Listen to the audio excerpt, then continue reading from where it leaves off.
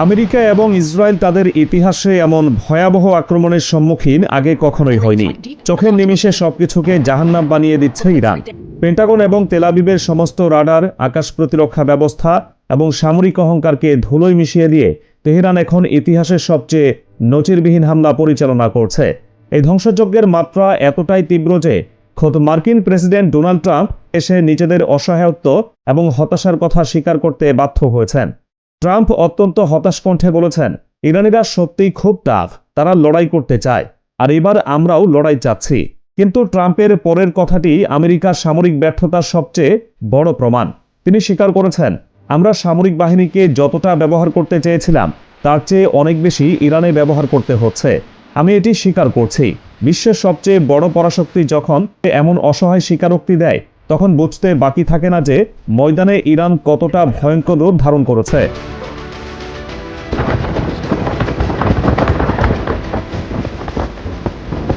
ইরানের এই ভয়ঙ্কর রূপের সবচেয়ে বড় প্রমাণ মিলেছে ওমান উপসাগরে। আমেরিকার নৌবাহিনীর সবচেয়ে বড় অহংকার এবং ভাসমান বিমান ঘাঁটি হিসেবে পরিচিত ইউএসএস আব্রাহাম লিঙ্কন রণতরীতে সরাসরি ব্যালিস্টিক মিসাইল দিয়ে আঘাত এনেছে ইরান।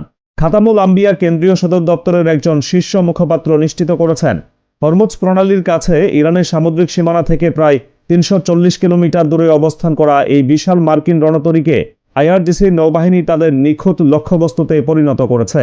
মিসাইলের এই ভয়াবহ আঘাতের পর মার্কিন নৌবাহিনীর মধ্যে চরম আতঙ্ক ছড়িয়ে পড়ে।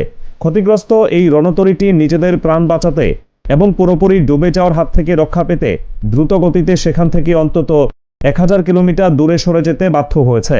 সাগরের বুকে আমেরিকার সবচেয়ে শক্তিশালী যুদ্ধজাহাজকে এভাবে লেজ গুটিয়ে পালাতে বাধ্য করার নজির ইতিহাসে এটিই প্রথম।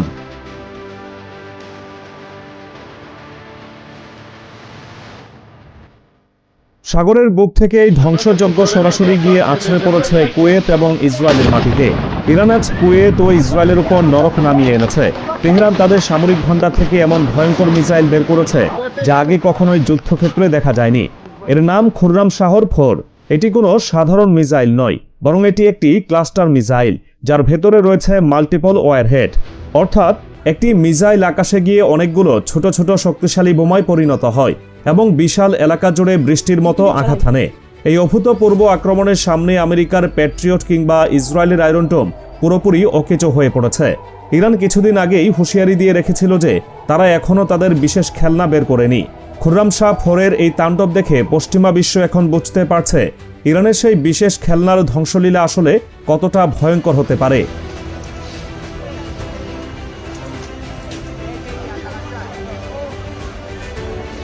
সবাই যখন অত্যাধুনিক খুররাম শাহর 4 মিসাইলের ধ্বংস ক্ষমতা দেখে আতঙ্কে শিউরে উঠছে, তখন ইরান বিশ্বকে আরও একবার বোকা বানিয়েছে।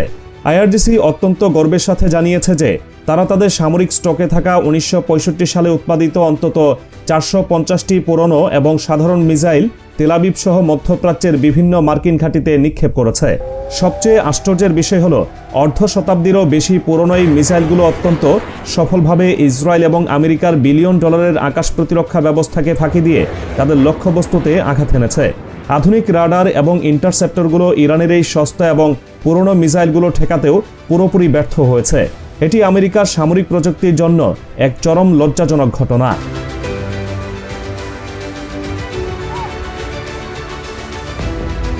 ইরানের এই বিরামহীন হামলার কেন্দ্রবিন্দুতে এখন পরিণত হয়েছে বাহরাইন। শুক্রবার ভোরে বাহরাইনের রাজধানী মানামাতে একসঙ্গে দুটি বিলাসবহুল হোটেল এবং একটি আবাসিক ভবনে সরাসরি ড্রোন হামলা চালিয়েছে ইরান। সামাজিক যোগাযোগ মাধ্যমে ভাইরাল হওয়া বিভিন্ন ভিডিওতে দেখা যাচ্ছে মানামার একটি সুউচ্চ ভবনের বিশাল অংশ জুড়ে দাউ দাউ করে আগুন জ্বলছে। আন্তর্জাতিক সংবাদ সংস্থা এএফপির খবর থেকে জানা যায়, অসমর্থিত কিন্তু অত্যন্ত নির্ভরযোগ্য সূত্রগুলো নিশ্চিত করেছে ওই হোটেল এবং ভবনটিতে মার্কিন নৌবাহিনীর ৫ম নৌবহরের অফিসাররা এবং মার্কিন সেনারা অবস্থান করছিল। ঠিক এই কারণেই আইআরজিসি অত্যন্ত নিখুঁত গোয়েন্দা তথ্যের ভিত্তিতে সেখানে এই ড্রোন হামলা চালিয়েছে। বাহরাইনের স্বরাষ্ট্র মন্ত্রণালয় এক সরকারি বিবৃতিতে এই হামলার কথা স্বীকার করে জানিয়েছে, ইরানের এই আগ্রাসী হামলায় তাদের অবকাঠামোগত ব্যাপক ক্ষয়ক্ষতি হয়েছে।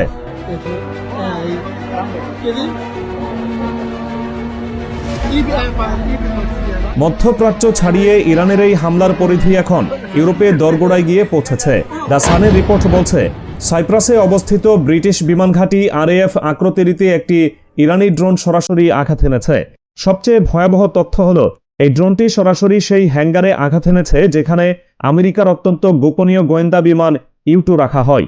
ড্রোনের নিখুঁত আঘাতেই ওই শক্তিশালী হ্যাঙ্গারে প্রায় 30 ফুটের একটি বিশাল গর্ত তৈরি হয়েছে। সামরিক গোয়েন্দারা ধারণা করছেন এই ড্রোনটি ইরান থেকে নয় বরং লেবানন থেকে উৎক্ষেপণ করা হয়েছিল।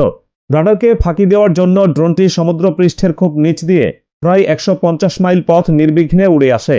ঘাঁটির মাত্র 20 কিলোমিটার দূরে থাকতে রাডারে ড্রোনটি ধরা পড়লেও অত্যন্ত দ্রুতগতির কারণে সেটিকে ভূপাতিত করার কোনো সুযোগই ব্রিটিশ বা মার্কিন বাহিনীর হাতে ছিল না।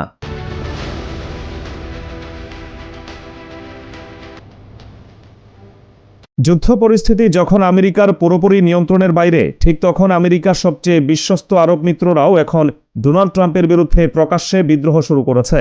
সংযুক্ত আরব আমিরাতের শীর্ষ ধনকুবের এবং অত্যন্ত প্রভাবশালী ব্যক্তি খালাপ আহমদ আল হাবতুর ট্রাম্পকে উদ্দেশ্য করে অত্যন্ত কঠোর ভাষায় একটি খোলা চিঠি প্রকাশ করেছেন। আল হাবতুর আমিরাতের কোনো সাধারণ নাগরিক নন। তিনি একজন বিলিয়নিয়ার, সাবেক কূটনীতিক এবং উপসাগরীয় অঞ্চলের স্বনামধন্য রাজনৈতিক কণ্ঠস্বর। তার এই কথাগুলো সরাসরি আমিরাতের শীর্ষ নেতৃত্বের মনোভাবেরই প্রতিফলন। তিনি ট্রাম্পকে সরাসরি আক্রমণ করে লিখেছেন, আমাদের অঞ্চলকে ইরানের সঙ্গে যুদ্ধে টেনে নেওয়ার ক্ষমতা আপনাকে কে দিয়েছে?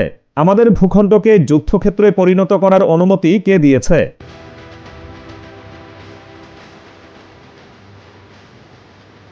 আল হাবতুরের এই খোলা চিঠিতে ট্রাম্পের সমস্ত ভণ্ডামির মুখোশ খুলে দেওয়া হয়েছে। তিনি সরাসরি প্রশ্ন ছুড়ে দিয়েছেন যে এই যুদ্ধের সিদ্ধান্ত ট্রাম্পের নিজের নাকি ইসরায়েলি প্রধানমন্ত্রী বেনিয়ামিন নেতানিয়াহুর চাপে পড়ে তিনি এই ধ্বংসযজ্ঞ শুরু করেছেন। হামলা শুরুর আগে নিরীহ মানুষের প্রাণহানি বা পার্শ্বক্ষতির কোনো হিসাব ট্রাম্প করেছিলেন কিনা তা নিয়েও তিনি কড়া ভাষায় প্রশ্ন তুলেছেন। আল হাবতুর স্পষ্ট করে বলেছেন, ট্রাম্প GCC বা উপসাগরীয় দেশগুলোকে এমন এক ভয়ঙ্কর বিপদের কেন্দ্রে ঠেলে দিয়েছেন যার জন্য তারা বিন্দুমাত্র প্রস্তুত ছিল না। ট্রাম্পের তথাকথিত বোর্ড অব পিস উদ্যোগের নামে যে উপসাগরীয় দেশগুলোর কাছ থেকে বিপুল অর্থ নেওয়া হয়েছিল সেই অর্থ কোথায় গেল তা নিয়েও তিনি জবাবদিহি চেয়েছেন। কারণ শান্তির বদলে এখন তারাই সবচেয়ে বেশি আঘাতের শিকার হচ্ছে।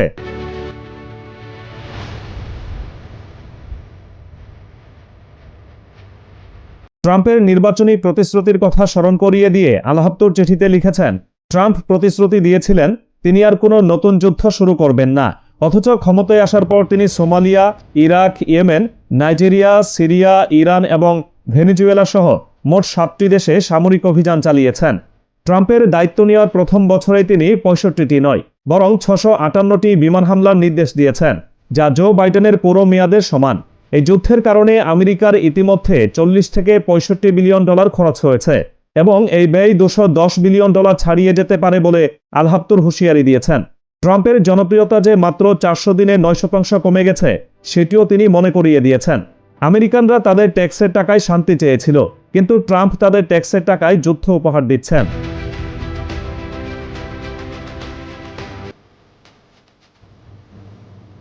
চিঠির সবচেয়ে ধারালো এবং আক্রমণাত্মক লাইনটি ছিল ট্রাম্পের ভুয়া শান্তি উদ্যোগ নিয়ে। আল হাবতুর লিখেছেন, ট্রাম্পের সেই শান্তি চুক্তির কাগজে কালি শুকানোর আগেই পুরো মধ্যপ্রাচ্য এমন এক সামরিক উত্তেজনার মুখোমুখি হয়েছে যা পুরো অঞ্চলকে তাদের কিনারায় ঠেলে দিয়েছে। তাহলে সেই ভুয়া শান্তি উদ্যোগগুলো কোথায় হারিয়ে গেল? আমিরাতের মতো ঘনিষ্ঠ মিত্রের এই প্রকাশ্য বিদ্রোহ প্রমাণ করে আমেরিকা এই যুদ্ধে সম্পূর্ণ একা হয়ে পড়েছে। আরব মিত্ররা স্পষ্ট বুঝিয়ে দিচ্ছে যে তারা ট্রাম্প এবং নেতানিয়াহুর এই আত্মঘাতী যুদ্ধের অংশীদার হতে রাজি নয়। আল হাবতুরের চিঠির শেষ লাইনটি ট্রাম্পের দম্ভের কফিনে শেষ পেরেক ঠুকে দিয়েছে।